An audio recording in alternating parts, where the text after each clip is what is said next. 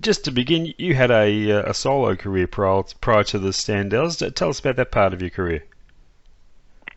I didn't understand you. What? You had a solo career before the Standells were formed. Can you tell us a little bit about that time? Yeah, I was, I was almost singing when I was in the crew. I mean, when I was like 8 years old, I was on a trip with my family, and we were up in the northwest part of the United States, and they had a talent show. And they asked if there was anybody with talent in the audience, and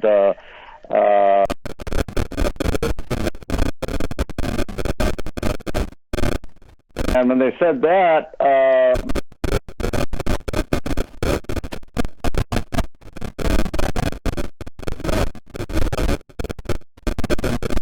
but I watched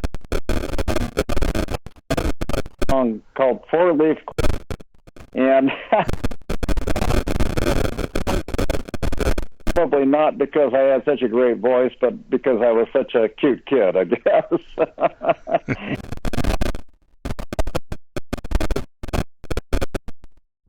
I was in middle school and formed a band, and we do much. I played in high school and played at some high school hops and things, and then I got, and I think I was all of about 16 years old, and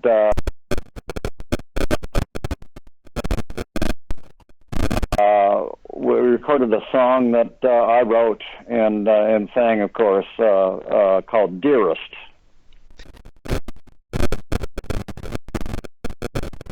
For you as well? Yes, that's a good question. I did want to be when I was younger. In fact, I was in just had a small part in an American TV show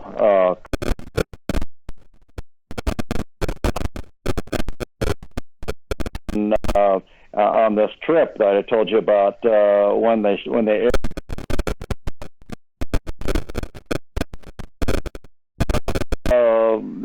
Just a bit part in it, and then later, of course, the Standells were called to. So I did some acting in that as well, also on the Bing Crosby show. But I was never really serious about acting as I was in the music. I felt more more comfortable in the music. Standells, a pioneer of punk music, a pioneering punk band. Does that description sit up? We've been some people that refer to as a frat for. And I don't know I don't care for punk rock or garage rock. That seems to be more fitting to us. Yeah. Were you a fan of the punk movement when it exploded in the 70s?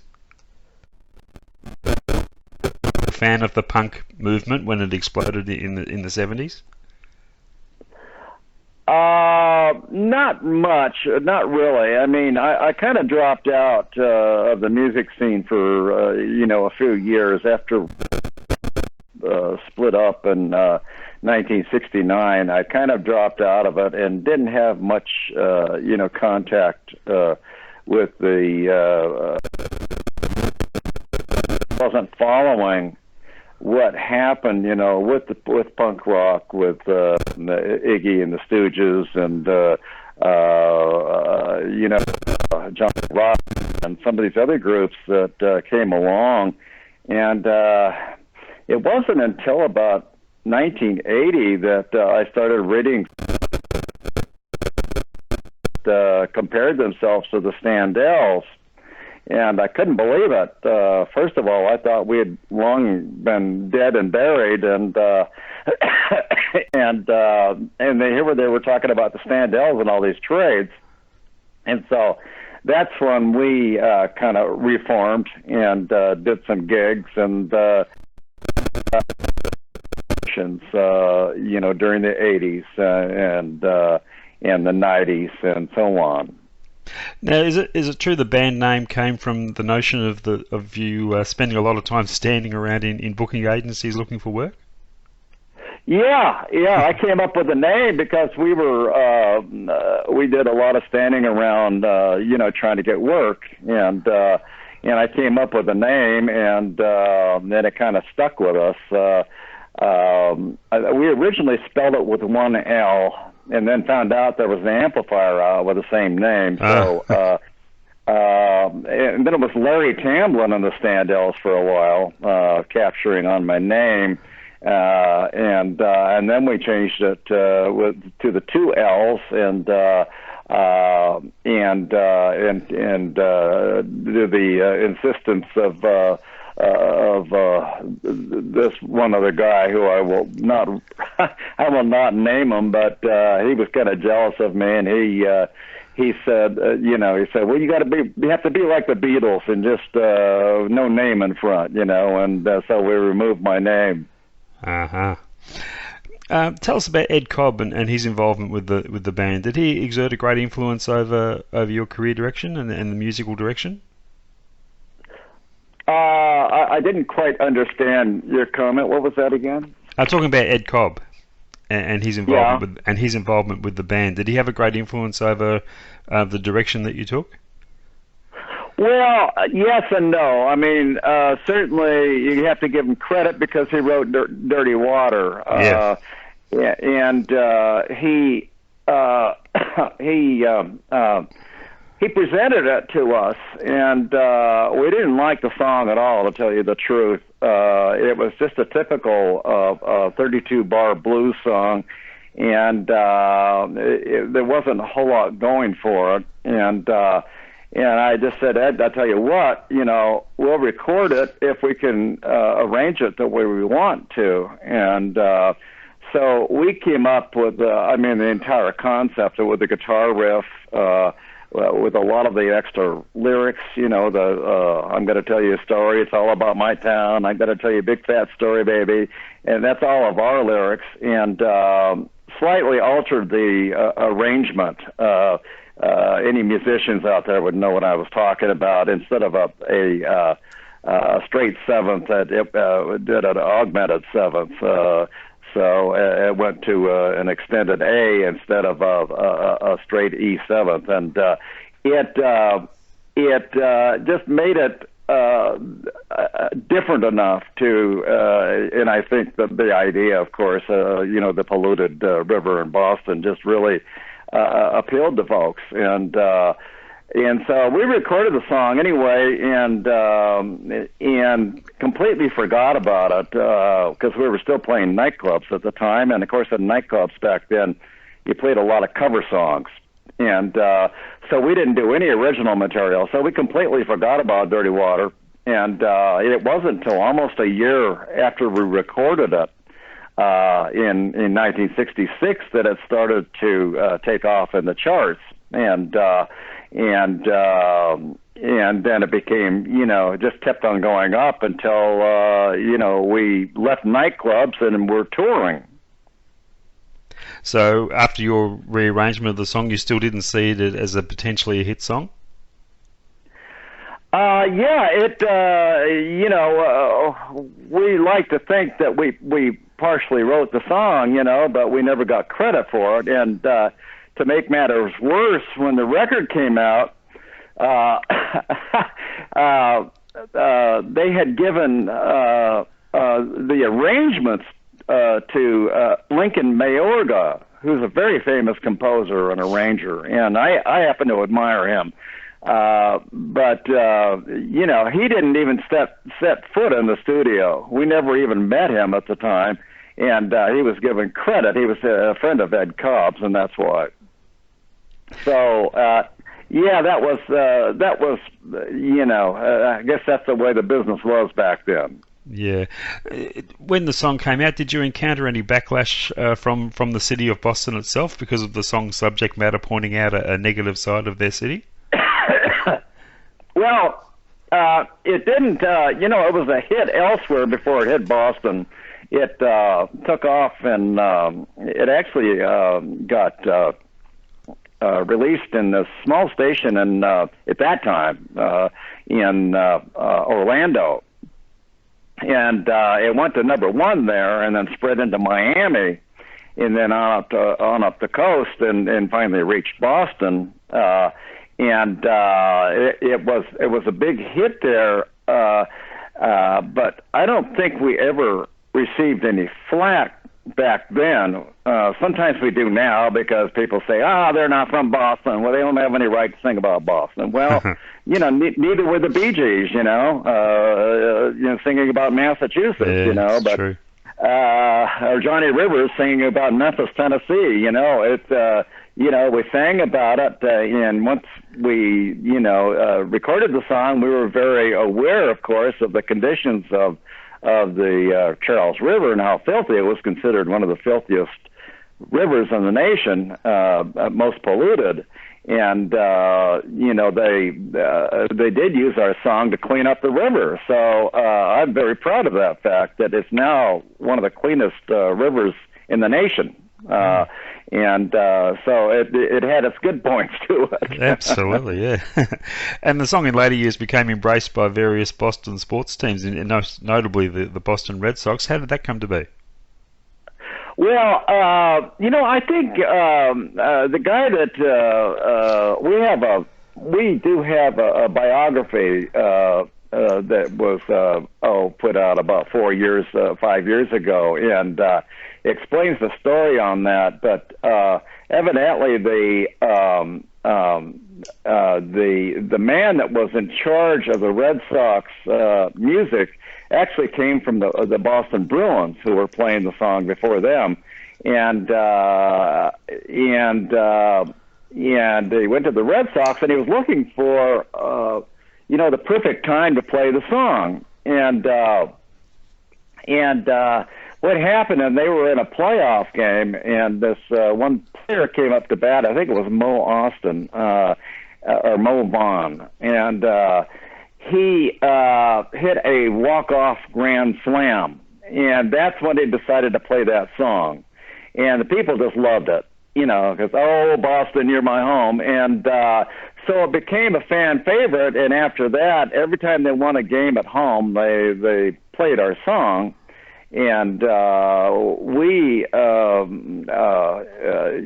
became favorites of the Boston people, not having been from Boston, but we were basically adopted by the city of Boston because we're all California boys, and we came from California, and we never pretended to be from Boston, but we happened to record the song. So, the Red Sox, of course, asked us to perform at the World Series in 2004, and they called me up, as a matter of fact, like the day before Game 2 of the World Series, and we hadn't been doing a whole lot up until that point, so it was quite something to receive a telephone call from the Boston Red Sox to come and perform before a crowd of 50,000 people and be in the national spotlight. And it was like the day before. I mean, they called me at like 3:30 in the afternoon,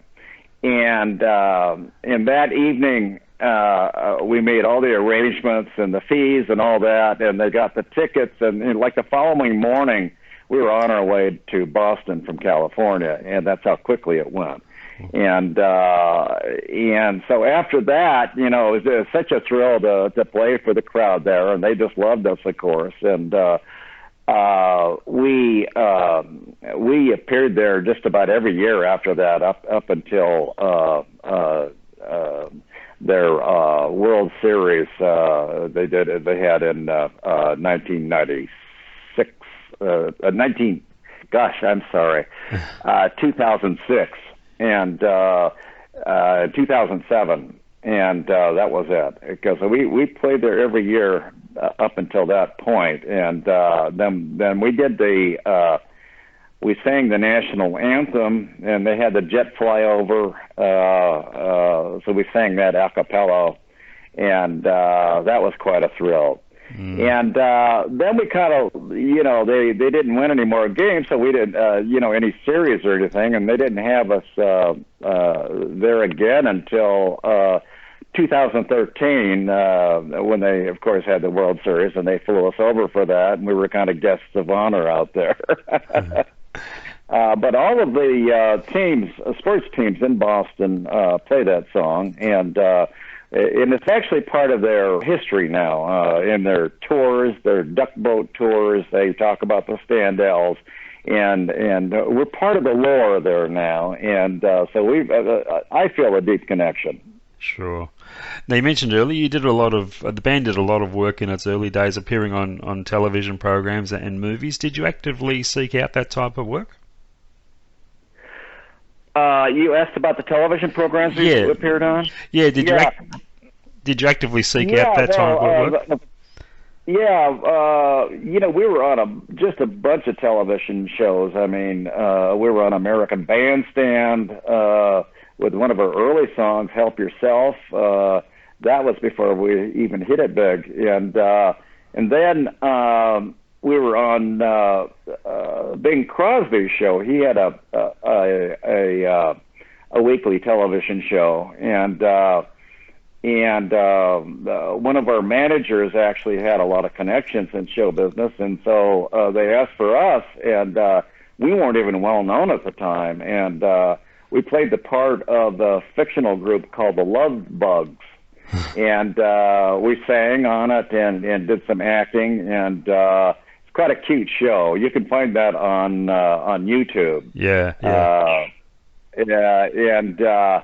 And we got a lot of fan mail and developed quite a following before we even had a hit record. And and then of course we did some other television shows, the Munsters being one, where we had major parts in that, and we played ourselves. And that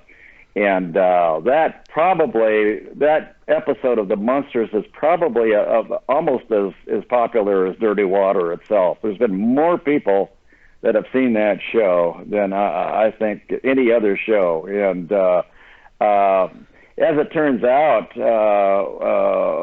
very good friends with Butch Patrick, who played Eddie Munster in that. Oh, and yeah. He's still a good friend. You played Beatles songs when you're on the Munsters. Was that a directive from the show's producers? You weren't given the opportunity to play your own material? Well, we did, but they wanted us to do the Beatles song. They had some kind of business connections with the publisher, I think, and so they wanted us to do "I Want to Hold Your Hand." That was not our idea, and we've gotten a lot of criticism from that. Well, why didn't they do their own songs? Well, it's because first of all, we still hadn't had a hit record yet. When we did this, and second of all, the producers said you have to do it, so we did it, and we did a few other songs, but I don't think we did any that we had recorded as a group.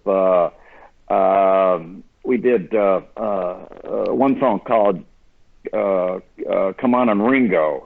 That was written by Pat and Lolly Vegas, who we kind of knew in the business, but I think they came up with the song for the show, and so we did it. We recorded there on the studio soundstage, and I must say, it wasn't the best of conditions. I mean, one mic, captured the instruments and the singing.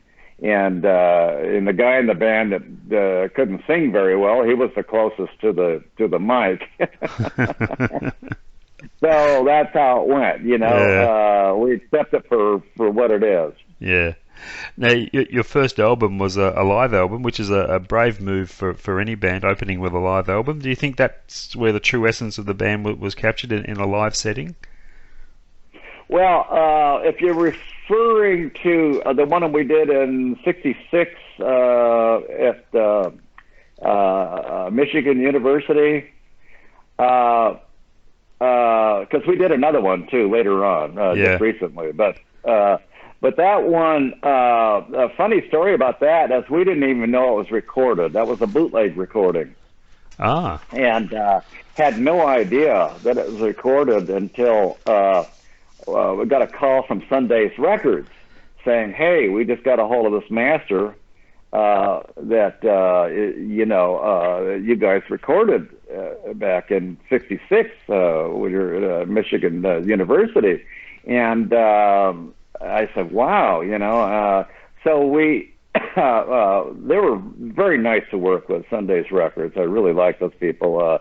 And we put together a deal, and that was the album, and it was surprisingly good quality, I thought. Having been captured on the stage, not in a professional recording, I think they just tapped off of the soundboard to make that. But it really came out well, and it's done quite well too. Mm. Now you got to tour with the Rolling Stones. What are your memories of that experience?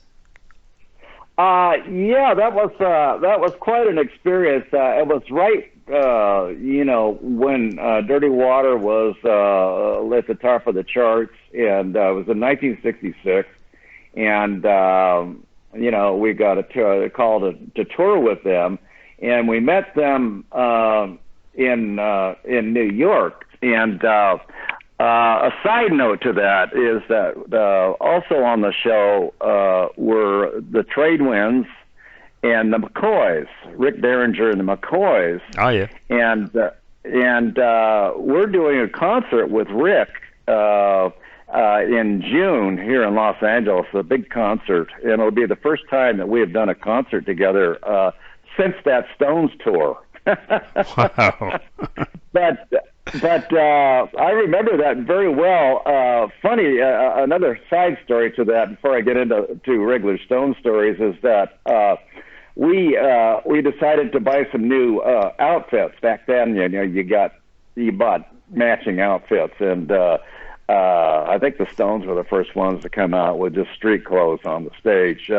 But everybody else, even the Beatles, had matching suits, and so we went to this clothier in Greenwich Village, and we were looking there, and they had these really nice looking outfits, and the guy told us they just came in from Europe and that nobody else had them, and we'd be the only group to have them, So we bought them, and so we go back to meeting the Stones in New York. We actually walked on the plane where we met them, and in the process, we met the McCoys, Rick Derringer. And wouldn't you know it, they had the same suits that we did. Yeah. So this guy sold us a bill of goods. He probably sold them to a dozen other rock groups. But what we did is we arranged with the McCoys to alternate when we wore them, and that way we could both get the usage out of them. But that was such a funny story. The Stones, we were with them for over a month. And we were on a chartered plane, the 2-engine plane, and we flew to just about every city in the United States, and sometimes 2 cities a day. And there's just all sorts of things that happened on that tour. But one thing that I remember is that Mick and Brian Jones, who was alive at that time, and Keith Richards invited me up to their room to have dinner. And I was all of maybe 22 years old then, just still a kid, I think. So they had these beautiful New York steaks brought up to the room, and we were about to dine, and like an idiot now, I'm still embarrassed about it. I asked for ketchup. Back then I had ketchup on everything.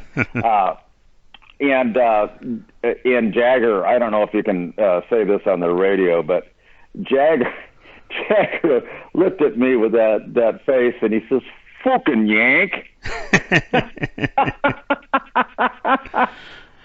And they all laughed about it.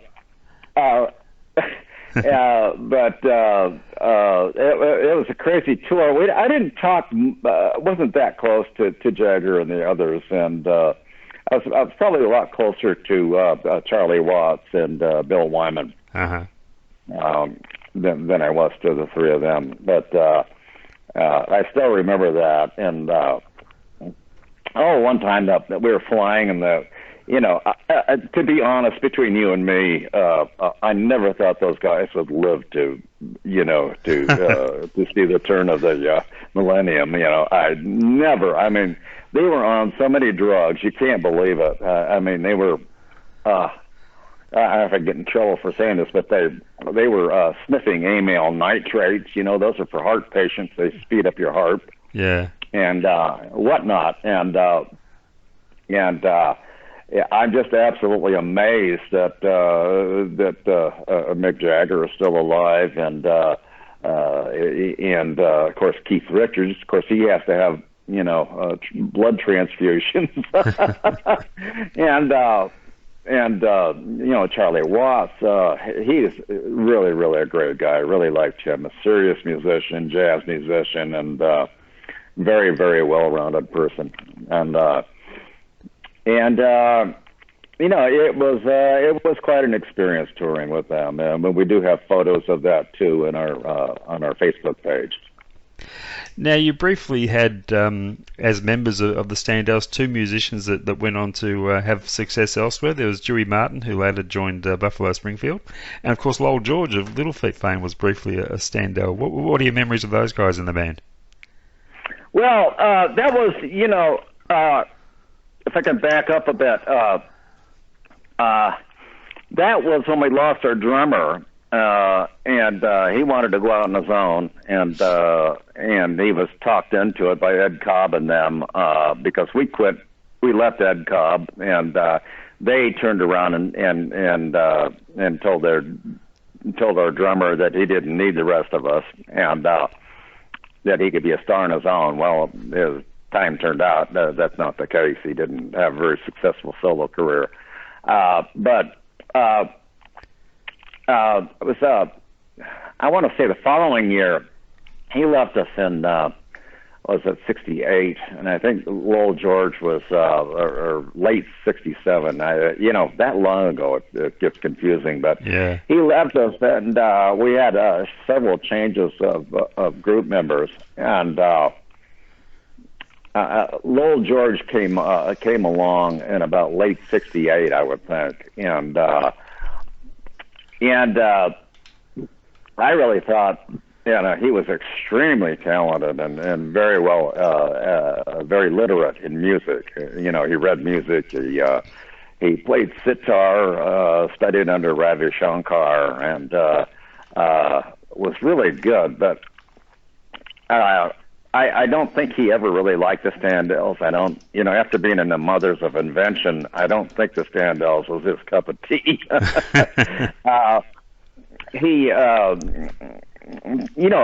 face it, back then garage rock didn't exist, so it wasn't considered a true art form as it is now. But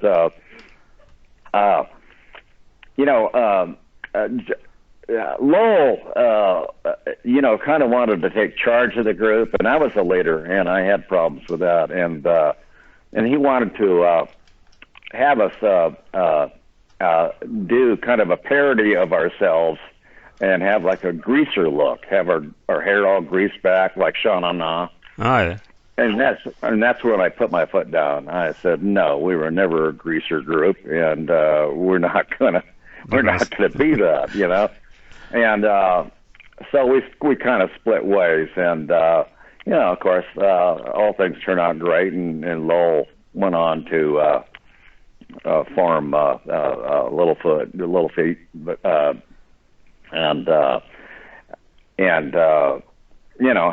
a successful career, and I don't think we lasted too much longer than that. Anyway, we had we were playing nightclubs, but it got old for me, and the other thing is that we were involved in a lawsuit with Ed Cobb and them, and that hung us up, and we couldn't sign with a new label because of it, and so it really hurt us as far as our popularity. And back then, you could go down as quickly as you came up. Where we were headed. Now, you had some censorship issues with another single, Try It, which by today's standards, it's really hard to fathom. It seems ridiculous that it was actually banned from radio airplay in some places. Yeah, that was quite something. I can talk about it now, that we recorded that song, and we thought it was going to be our next hit. And just as soon as we recorded it, I mean, everybody loved it. Billboard magazine picked it as the Standells' #1 hit, and it really looked that way. And all of a sudden, out of the blue, this right-wing moral majority person, Gordon McClendon, who was very powerful in the radio industry. He owned KOIF in Dallas, and he decided he was going to clean up record lyrics, and that his stations weren't going to play anything that they deemed unsuitable for teenagers, and so they picked several songs, but the one that they really used as an example was our song "Try It." And why? I don't think it was that obscene, to tell you the truth. In fact, the lyrics were, "By the way you look, I can tell that you want some action. Action is my middle name. Come over here, pretty girl. I'll give you satisfaction. But two are needed for this game. I'll give you sweet love I had before." I mean, yeah. You listen to some records today, and they don't even hint around. But it just they decided to use that, and just because Gordon McClendon, who was very powerful, said that, a lot of stations backed off of playing it, and we wanted to file a lawsuit against McClendon, and Ed Cobb and them didn't want it, and they didn't. They just thought he was too powerful. And I think, I don't have proof of it, but I think that they made a deal with him that they wouldn't push it too much anymore if he would jump on our next record. And as it turned out, the next record was a real departure from our sound. It's called "Can't Help But Love You," and it was more of a blues song. And really, I mean, it wasn't even us. I mean, they brought in a bunch of rhythm and blues players into our session, and it wasn't Standells, But with McClendon banning this, getting back to this ban, that Art Linkletter had at that time a television show called, he had a segment called Let's Talk, and his show was called House Party. And it had been on for years, but this was like during the last couple of years of the show. He had this segment called Let's Talk, and where you'd have different factions on debating each other. And so he decided to have the Standells on debating Gordon McClendon. And I wish I had that video. I tried everything to get a hold of it. Yeah. And just can't find it any place. But I have pictures of it on the Standells Facebook page. But we did our homework on McClendon and actually talked to some people that worked for him. And to be frank, he wasn't a nice person. He was, in fact, friends with Jack Ruby, the man that killed Oswald, the one that assassinated Kennedy. He was friends with the guy, but he had gotten in some deep doo-doo with a niece, and I won't go into it, but there was some definite goings on there, and and then they got in trouble. His station got in trouble for faking live broadcasts of baseball games, and what they do is pretend like they had a live play-by-play announcer at the game when they really had somebody at the game calling in information. And then they would sit there in the studio and have all the sound effects and everything, the crowd noises, and recreate the game. So anyway, we found out about this stuff, and we literally massacred him on this debate. I mean, you could tell a guy was, he walked in with like an army of people. They looked like they're from the Secret Service or something,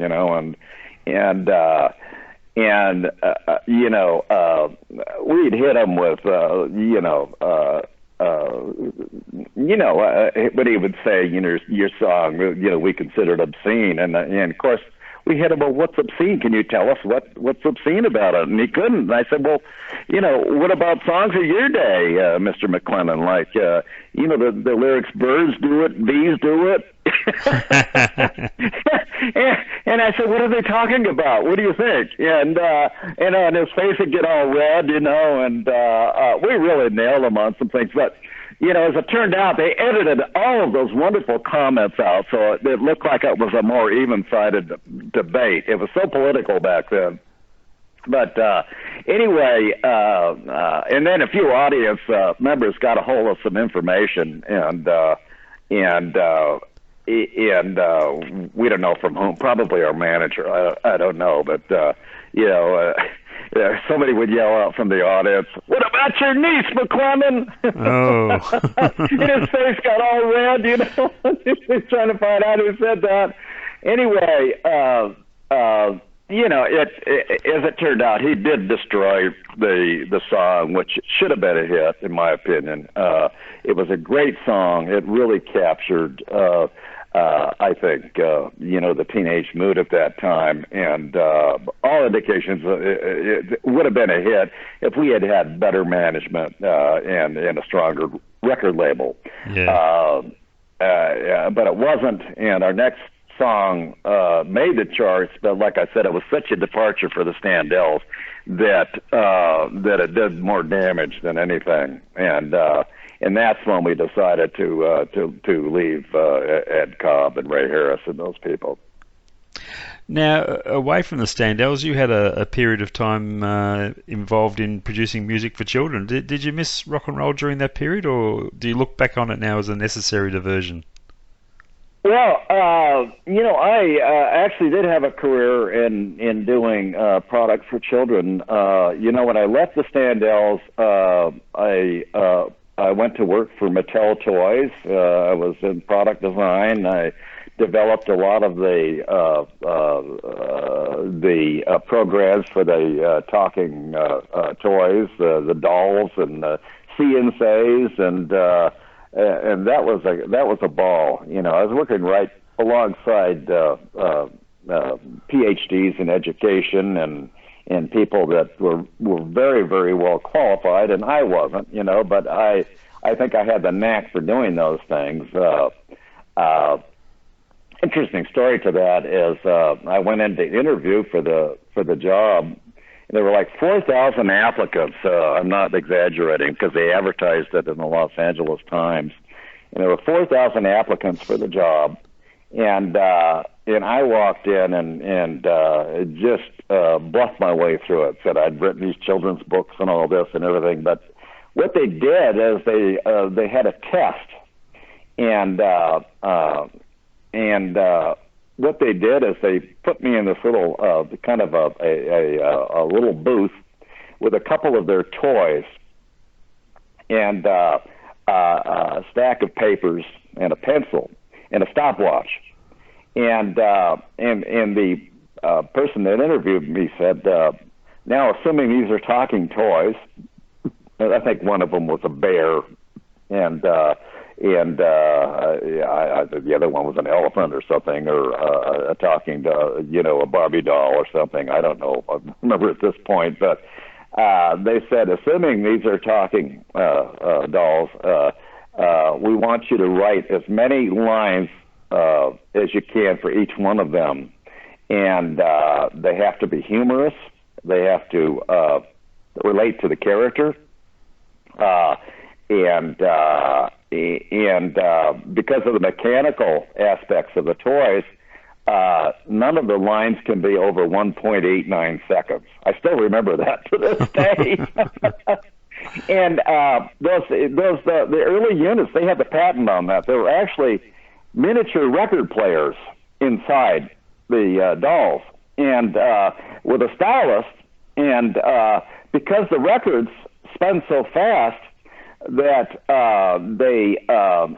mechanical energy would be enough for the volume on them, so they didn't need amplification. So it went directly to a cone, Oh, yeah. And then they were interwoven like the old Magic records I had with a kid. Depending on where the stylus lands, would be what line was spoken. And it was ingenious. Ruth and Elliot Handler, they developed this in their garage, and then it turned into their main product. It was Barbie doll and talking Barbie, and they used the same process in all of their talking toys at that time. Now they're all digital, and it's completely different. But back then they used them. And so anyway, they shut the door in this booth, and I sat in there looking at these dolls, having never written anything for children. And I'm sitting there, and I can't think of a thing. This is the honest to God truth. And I'm sitting there looking at these dolls, and I'm thinking, what am I doing here? And I started having an argument with the left and right side of my brain, where the left is the more logical on and off side of your brain. The right is the spatial creative side. So I was having an argument with both sides of my brain, and the left side would say, well, you're not an expert in this, so you can't write for children. And the right side said, well, wait a minute. Now, what if you were? What if you were a kid? And what would you like to hear? So anyway, the right side won out, and on this piece of paper, again, this is the truth. I wrote my name up there, Larry Tamblyn, age 7.5, and I wrote it with my left hand. I'm right-handed, so it looked nice and scribbly, like a 7.5-year-old boy. And I studied that, and honest to God, I made the transformation. Suddenly, the lines were just flowing out of me, and that's how I got the job. Wow. And in fact, the guy that finally hired me says the reason we hired you is because you put your age as 7.5, because we all have to think like kids and to write for them. And so that's how I got started in the children's field, and I developed some of their top-selling toys there, and some of their big-selling, like they had a talking baseball game, which I developed, and See and Says, and I did a lot of that, and I was there for a couple of years, and then I went on to another company that where I did audio cassettes and books for children, and I got into that, and I was doing all these programs for children, and did some original music in them, and did just a ton of them. I was with them for about 8 years, and that was called Super Scope, Tell a Story, and they were a division of Marantz Company, and at one time they were the biggest in doing this, and then that's kind of where I got it, and then I did a children's album in 1981 called The Lolling Winks. It was on K-Tel Records, and that sold 1 million copies. And I developed the entire concept on that. That's you can find all these things on YouTube, and wrote most all of the songs for it, and developed the characters for it, and went to London to do the music, and then recorded the voices here. Did all the voices myself, and so that's basically what I was doing, and then along comes this, opportunity to reform the Standells, and so that's kind of the history of where I was at. Sure. And let's fast forward to the present day. Tell us about the current lineup of the Standells. I'm sorry, I didn't hear that. The lineup of the Standells today. Who have you got in the band? Oh, the lineup? Yeah. At that time, all the originals. There was, me. I formed the group, of course. Tony Valentino, who also claimed he formed the group, but he really didn't. And then Dick Dodd, who was the lead singer on Dirty Water and a lot of the stuff with Ed Cobb. But I was the original lead singer on our first album, Standells in Person at PJ's. I sang all of that, and just that Ed Cobb had, really picked Dick as the lead singer, and he went with Dick in just about everything that he wrote. And I did some songs on some of the albums, which I wrote and sang, like Mr. Nobody, which is pretty much like a cult hit, and St. James Infirmary, which I didn't write but I sang, and some of the cuts in the album, which I'm pretty proud of. That so the original members were Dick and Tony and Gary Lane, the original bassist, and me, and we were called in 1999 to do a show in New York, and we recorded an album we called it Band This, and that was our next live album. We had several live albums, and then we pretty much, whenever it came to it, we were called to do the group. We would do it with the original members, but I don't know, along about 2009 is we had our very last gig together, and I had told the guys in our rehearsal that I really wanted to devote my time to the Standells and be doing this, a lot more than we had been, and they all agreed to it. And once we lined up a tour, East Coast tour, and all of them backed out. And so, and then Tony said he had this other group that was doing songs that he wrote that he wanted to, that he wanted to just devote his time to. And Dick said he couldn't tour because of his health, and so I just reformed the Standells, and that's when I made a lot of changes, and we started working again. We did a European tour, about half a dozen countries. We toured Spain, London, Germany, Oslo, all over, and we that was in 2010, and then all of a sudden, remember Tony Valentino came back and said, "Well, wait a minute," he says, "I should be on this tour," and I said, "Well, no, you quit the group," and he said, "Well, yeah, I'm entitled to it, you know," and so we got involved in a big lawsuit, and it was just such a tremendous waste of money, but it just got really ugly, and and we finally settled out of court, and I retained the right to use the name, and he still every once in a while. It says Tony Valentino, the Standells. You can go to his Facebook page, and he's doing a few things, but not much. And then, of course, Dick Dodd passed away several years ago, and so did Gary Lane.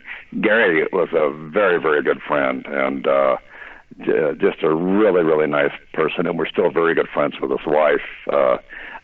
His real name was McMillan, and Lane was the stage name, and he just didn't want to tour anymore, and he was a barber, and he was very comfortable at cutting hair and not playing, so I could respect that, Yeah. And so that's basically where it is, and we went through several changes in the group, but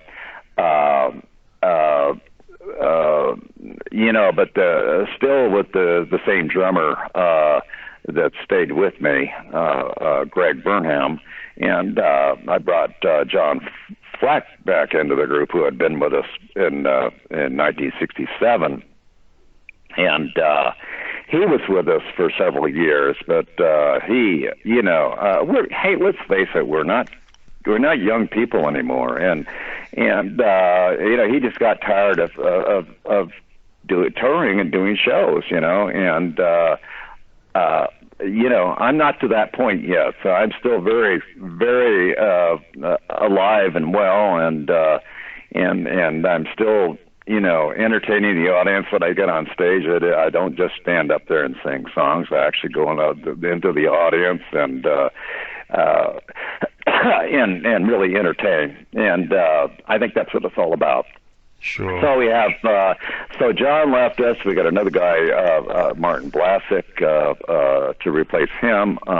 Another guitarist who's really talented, who joined the group about 5 years ago, Mark Adrian, is tremendously talented and a good singer. And we recorded about 3 years ago called Bump.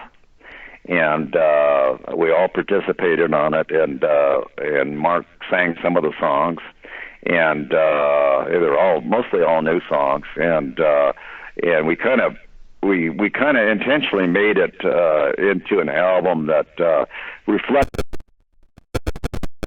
back in the '60s, and then as if we had stayed together, where we would have been at different periods during the years up until 2013 when we made the album. So it's quite an expanse in music styles and that sort of thing, but always with the Standells sound. If you've heard the album, you know what I'm talking about. Yeah, and you went back to basics, I believe, and recorded in a garage converted to a studio. I didn't understand you. What?